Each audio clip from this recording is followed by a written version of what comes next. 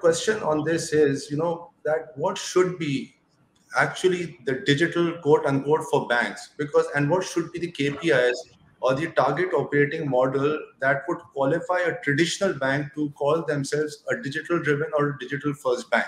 Because in any case, I honestly believe that whether they go on this digital journey or not, process automation, process improvement, reducing turnaround time, simplifying the KYCs, this must be done anyways.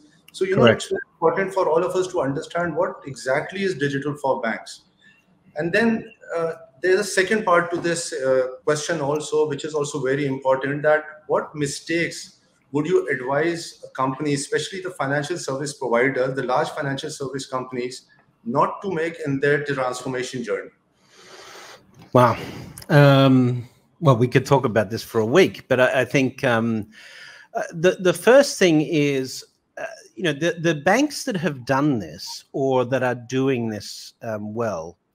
One example not so far away from you guys is in Singapore. DBS Bank, I think, is a very good example of this. Yes. We see ANZ and NAB in Australia aggressively going after this digital space. NAB with UBank, which they built, and now they acquired 86400, and we see ANZ has announced ANZ Plus. Chase has launched Chase. JP Morgan Chase launched Chase in the UK market as a digital competitor. All of these examples are traditional banks who launched a digital bank on the side. So, for example, DBS chose not to enter the Indian market with branches. They don't have a single branch, but they've got 5 million customers now through DigiBank. And while some people say it's not been so successful for them, wow, 2 million, 5 million customers is pretty successful for making an entry into a new market. And they've probably spent much, much less money than if they tried to establish branch networks. We have the payments banks in India that are now starting to emerge and be competitors there.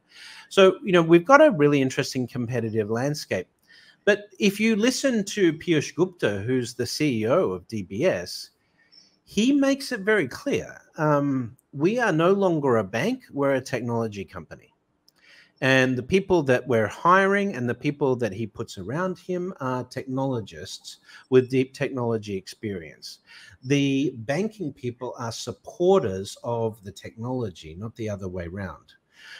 If you take a more aggressive example of this, Siam Commercial Bank in Thailand, the CEO in 2018 announced their plans to transform the bank into a technology company, digital first, banking second. And the way the CEO explained this to the staff at their annual staff meeting was, this is a change that the board supports, that the investors have committed to, and this is a journey we're hoping that you as the staff will come on with us. If you feel like your job is going to be replaced by technology and that scares you, don't fear, because we will retrain you and we give you the skills to stay with the bank. But if you don't like this change, if you think this change changes the fundamentals of what Siam Commercial Bank is, and you are opposed to this change, we will help you find a job outside of the bank. That's how clear he was about their digital transformation journey. And so it really is one of the sort of binary things. You have to think about the fact that the end game here is to be a digital pure play, a digital player. Now, you can experiment with that, creating a digital play on the side, or you can turn the whole ship and try and make your whole team, part of this technology journey.